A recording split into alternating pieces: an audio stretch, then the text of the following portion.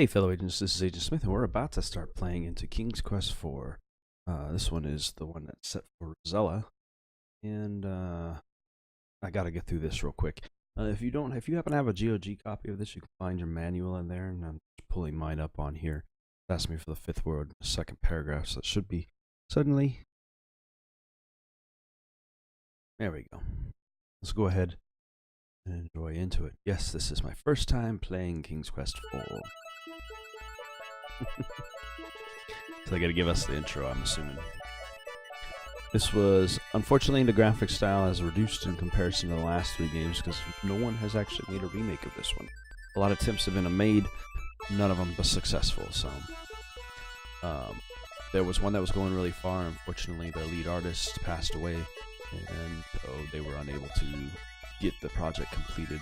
And there's been demos and such like that out there, but other than that, nothing else. So we'll get into the introduction here and let this play through. Hopefully the old school SCI Sierra interface will not be a problem for you. This one is going to be a text parser, which is how 1, 2, 3, and 4 in this series were. Once we get into the next one, the fifth one, we'll be done with all of that kind of stuff for this particular series. And then it'll go again the same, like I think Quest for Glory will probably have the same issue. I want to say the third. No, I think actually only the second one was like that, and there's a remake for that. So, with the return of his long-lost son, Alexander, and the rescue of his daughter, Rosella, from the terrible dragon, old King Graham decides it's time to pass his adventurer's hat to younger blood. And so this is what was happening at the end of the previous game. He tossed out the hat and it cut away. He flings the battered hat towards his children while his wife, Queen Valanice, proudly looks on.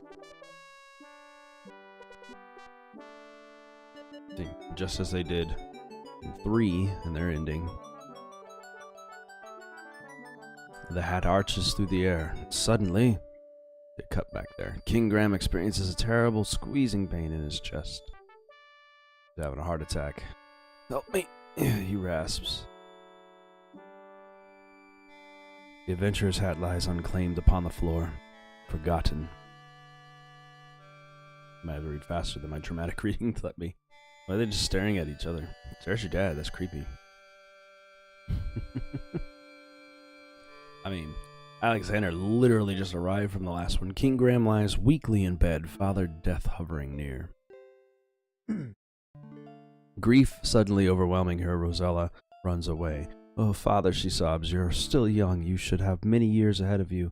Oh, I wish I could help you, Father. Do you really mean that? A soft voice asks.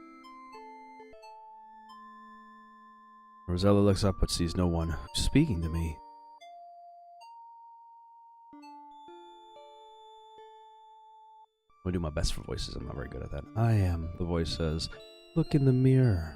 The magic mirror. You know, the one that's been there forever and you've lived here in this house for like 18 years but somehow didn't know about. Rosella sees an image in the mirror. Who are you? She queries.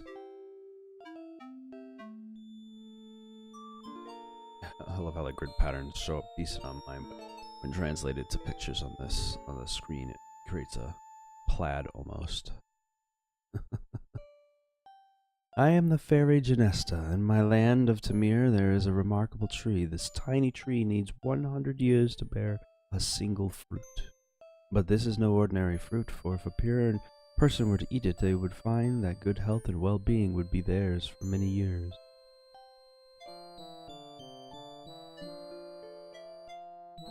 Rosella is much heartened by this news. Where is the land of Tamir? Genesta smiles. Tamir is very far away, but with my magic, I can bring you here. It's a trick. Rosella senses that there is more to the story, but I suppose there are some problems. Yeah, because it can't be that simple as just getting a fruit and coming home. Again, Genesta smiles. Yes, you are correct, Rosella. If you are willing to come to Tamir, I will explain the situation. However, once I bring you here, I can't send you back. You will have to help me first. Confused, Rosella says, I don't know. What if I can't help you or find the tree? Especially in an old-ass text parser game. Janessa pleads, you must decide now, Rosella. My powers are growing weaker by the minute. She's done everything she got just to be able to get here. Now the fairy is but a faint glimmer and her voice barely audible. If you care, your father says yes now, and suddenly she's gone. Yes, Rosella says. A poof. Last second. She got enough power to be a butterfly fairy floating in. With 2/3 of the fairies from Cinderella apparently with her. The lovely fairy speaks, I am the fairy Janesta. Welcome to Tamir.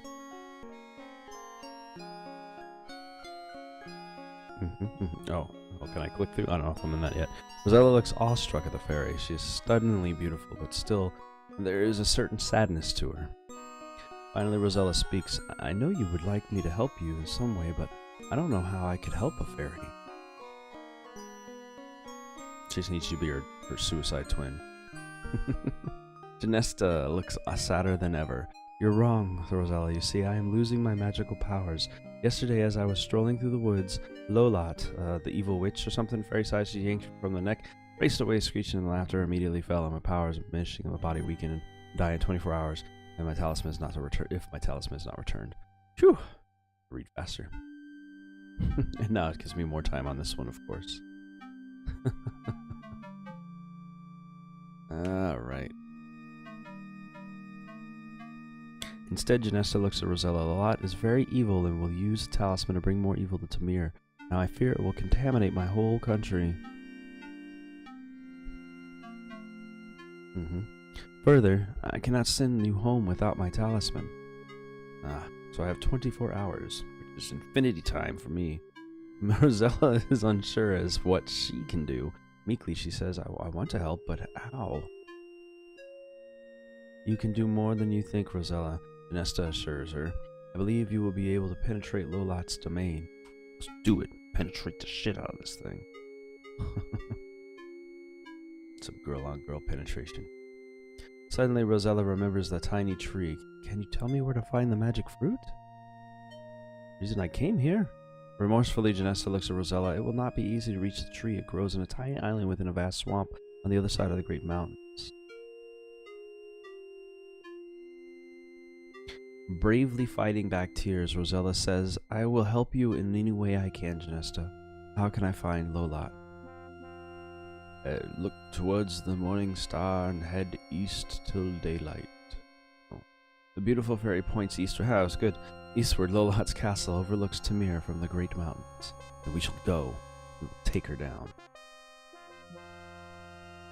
I don't know what it is I can do. I can punch faces. It looks weaker, she says. There's not much more I can do, Rosella, as if it will be difficult for me. As it is, it will be difficult for me to fly away home. One thing I must do for you, though, I shall disguise you as a peasant girl so as not to attract attention. Thank you. Kaspoo. Thank you, Janesta, I think.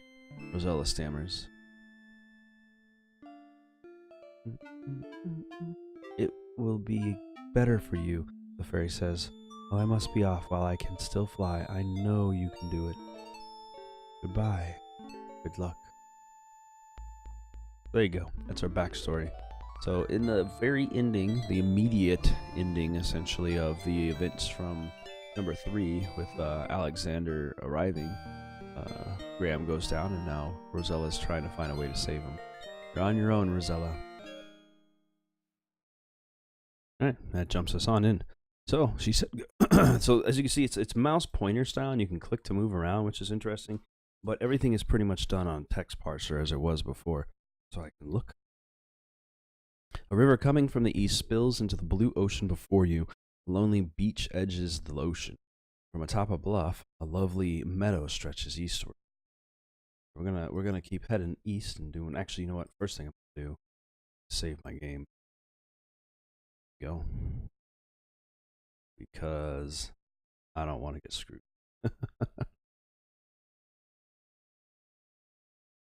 A cold river carves its way through this lush, flowery meadow. Okay. Well, we're going to head east and go straight into taking this lady down. The only thing about old games like this, hey, you're wandering through a thick wood and you hear birds chirping from many trees. Look at a unicorn. You see a beautiful wild unicorn in the meadow. Its coat is dapple gray, and its wonderful horn shines like gold. The unicorn shies at you. Shies at you? At your approach, okay. And trots away. Gotta get my microphone set in a position that I can actually see my keyboard while I'm playing. Okay. Let's follow it. Get back here, you. Can I run? No. Damn. This game does not understand run. I will be saving a lot, though. I'm afraid of making mistakes. I don't know when these games stop having die mechanics, so... Look. You see a crude mine shaft in the midst of the forest of pine trees. Let's go into it. Oh, there you are. Or just keep walking east. What is this? Okay, that's weird. Alright. Look. Block even. You've come upon a cute little house built right into a huge tree. An old water wheel attached to the house goes unused, besides a little river that flows gently before the house. I feel like there's a delay on my stuff over here. I could be wrong. Up, down, up. Weird. I don't know. If it seems like I'm speaking ahead, it's because I'm getting a weird delay in the gameplay feedback to my video, so hopefully it won't be too weird to playing it. Can I just walk? Okay. There we go. Can't get killed, right, in the river. Let's go check this place out.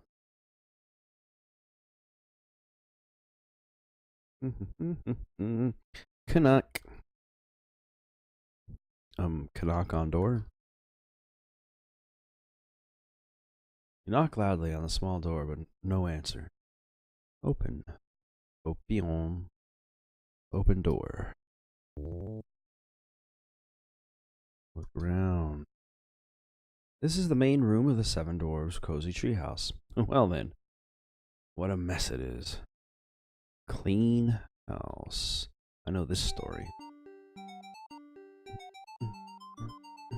What? What? What? What? What? Clean it. Yeah. What? I actually have decent music for all of these things, but she's just like a whirlwind of cleanery, ain't she? Not really her job or responsibility, but it's just how this story goes, right?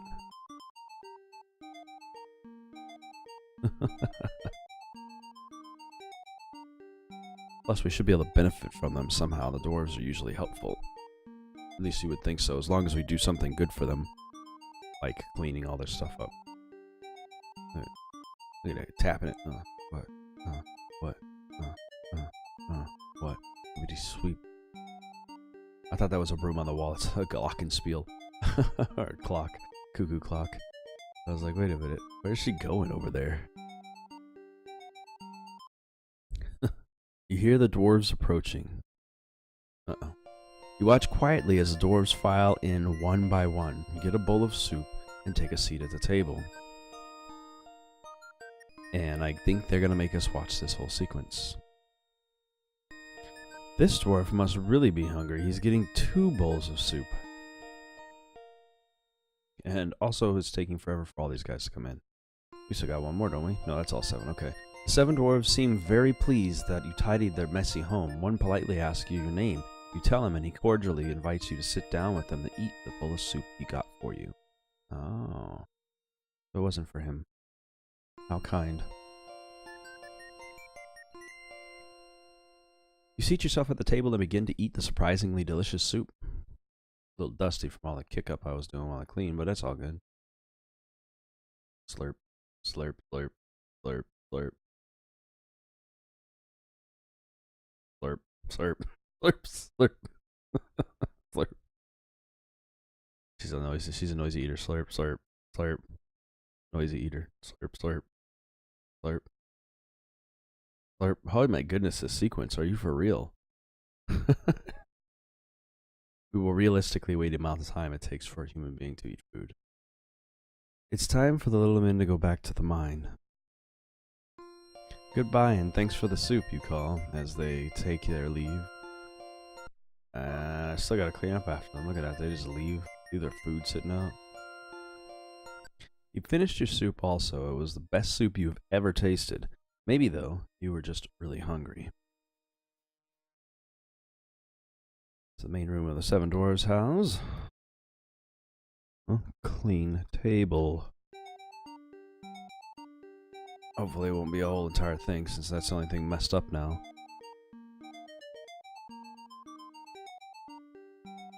Oh, there's something left on the table.